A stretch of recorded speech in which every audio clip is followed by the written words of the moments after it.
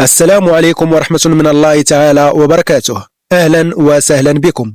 سأقدم لكم في هذا الفيديو مباراة الأهلي المصري ضد برشلونة الإسباني ضمن كأس خوان غامبر 2026.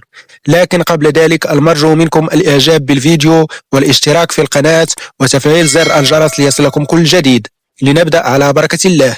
ستقام مباراة الأهلي المصري ضد برشلونة يوم الأربعاء 19 من شهر 8 2026 على أرضية ملعب سبوتيفاي كامب نو بمدينة برشلونة الإسبانية، انطلاقا من الساعة 7 مساء بتوقيت المغرب، الجزائر وتونس، 8 مساء بتوقيت إسبانيا، 9 مساء بتوقيت السعودية ومصر، 10 مساء بتوقيت الإمارات.